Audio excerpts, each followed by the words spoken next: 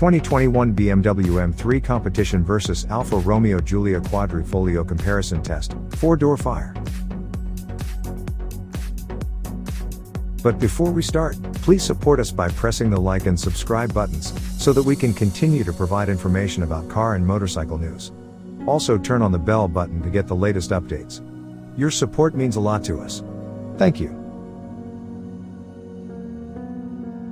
On paper, the attractive Alfa Romeo Giulia Quadrifoglio and the new, funky-looking 2021 BMW M3 Competition are spun from the same bolt of carbon weave cloth. Both cars are rear-wheel drive, front-engine members of the compact luxury sedan segment. Each boasts a twin-turbo 6-cylinder engine displacing about 3.0 liters. The Alfa and BWM share the same ZF-sourced 8-speed automatic transmission and nearly identical power outputs, just a tick beyond the 500 horsepower mark. Pricing, both starting and as tested, parallel each other, as well. BMW requires $73,795 for the basest of the base M3 Comp, while Alfa demands $76,095 to get things started with its arrabbiata quad. Our test car examples sit at a hefty $93,945 for the Italian and $97,645 for the bright yellow German, so ignite your checkbook if you want to recreate our pairing. This comparison test is a meeting of technical equals with only a few minor exceptions, at least if you limit your afternoon reading exclusively to our spec charts that follow in this piece. In practice, and on the charge, the 2021 BMW M3 Competition and 2020 Alfa Romeo Giulia Quadrifoglio couldn't be more dramatically different in terms of their ethos. The same, only quicker. A portion of this perceived imbalance is objective. Before we even have a chance to weigh the sensory and tactile differences between the M3 and the Quadrifoglio, the BMW gaps the Alfa on our test track with tires ablaze and ass akimbo. In competition form, the M3's 502 horsepower engine, and the M4's by extension, is just short of the 505 horsepower Alfa. But it spreads an extra 36 pounds-to-foot of torque on its rear Michelin Pilot Sport 4S tires like cold butter on toast.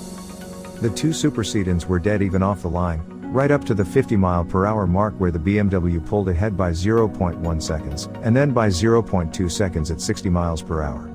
The Alfa took 3.7 seconds to cross that magic 60-mile-per-hour mark, while the M3 nudged ahead at 3.5 seconds. The Giulia continued to wilt under the M3 Comp's torque-tastic hammer, with the BMW claiming a 0 to 100 mile-per-hour scramble in just 7.5 seconds, bettering the Alfa's quick but not quick enough 8.3 second run. The 2021 BMW M3 Competition needs 11.6 seconds to conquer the quarter mile at 125.6 miles per hour, a 0.3 second and 5.5 mile per hour advantage over the red Alfa.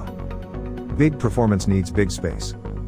Big power and big performance meet big rock country. Tired of our usual vehicular stomping grounds, we put the full extent of these sedans' trans-county capabilities to good use, escaping the gravitational tug of the greater Los Angeles metroplex. For 2 days, the slash of jagged land bordering Death Valley and the Inyo National Forest was our playpen. The locales offered secluded mountain passes that wiggled past campgrounds, and grit-washed desert highways that speared unbroken into the horizon. Between LA and this delicious wasteland is a stretch of semi-populated California highway that's best endured rather than enjoyed, no matter how quick the car or daring the driver.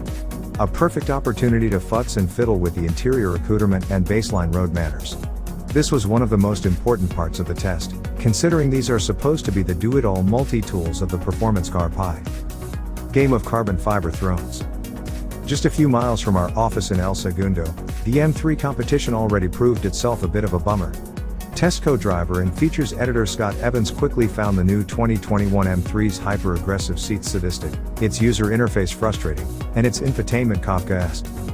These might be the least comfortable seats I've ever experienced in a production car, and I include every track seat and carbon fiber bucket I've ever sat in, he snipped. If you plan to do a lot of track time with this car, maybe go ahead and get these seats, but only if you plan to make it a permanent track car or you are willing to buy a second set of normal seats for all the other times you might want to drive it. Fire up a better grill. Your ass won't be the only thing stun numb by the 2021 BMW M3 Competition. When viewed directly from the front, an inadvisable activity for which we recommend wearing solar eclipse glasses, the new M3 Competition is an astoundingly ugly car. Do you like its dorky buck teeth? Those gawping nostrils locked in a perma-sniff posture? You're weird. Don't even write to tell us you think we're wrong. We'll just laugh and tape your letter to the grille of the next G80 Series M3 we find so we don't have to look at it in its totality. This car looks very much like someone styled a normal BMW 3 from 10,000 feet down in the ocean, then shot it to the surface where it rapidly decompressed like some sort of automotive blobfish. In our 14.7 pound per square inch sea level world, that type of weird just doesn't work, and no, it hasn't improved with time since we first saw it. This styling is not growing on us so much as it is haunting our night terrors. In contrast, the prettiest 2020 Alfa Romeo Giulia Quadrifoglio is a veritable masterclass in design when lined up against the German. I briefly considered running the M3 into the Alfa in hopes that some of the Giulia's beauty would rub off on it, only to dismiss the idea under the rightful fear of achieving the exact opposite, Evans said after his highway stint in the BMW. Forgiving past sins. Much of our BMW complaining subsided after we slipped off the highway and planned our charge up the side of Mount Whitney. In many ways, the new G80 generation, ugly, M3 competition feels like a tight-lipped half-apology for the rather brutish F80 M3/F82 M4 cars it replaced. Our complaints with the prior car were numerous: steering that was both cinder block heavy and alarmingly vague, a dual-clutch transmission with chalky operation, a bind-prone rear axle, the S55 3.0-liter engine that sounded like a brass can of rich, schnitzel-fed farts. And crucially, it delivered too much power down low, with a greasy rear end that hopped, skipped, and smoked even with careful inputs once you got beyond moderate throttle. Naturally, the Munich maniacs figured more power was the solution, so the 2021 BMW M3 still vapes the rear rubbers like flash paper with an absolute ripper of an engine. The new S58 twin-turbo inline-6 proves that while BMW pivots toward electrification, it still has the internal combustion know-how. The 503 horsepower rating is merely a suggestion. It must make that much at the wheels, because this 3.0-liter pulls like something closer to 550 horsepower. It both feels and sounds extraordinarily power-dense, like a leaf blower hoovering up a pile of honed titanium wind chimes. The Alfa's 2.9-liter Ferrari/Maserati Source twin-turbo V6 feels every bit of its 505 horsepower and 443 pounds to foot, no more, no less.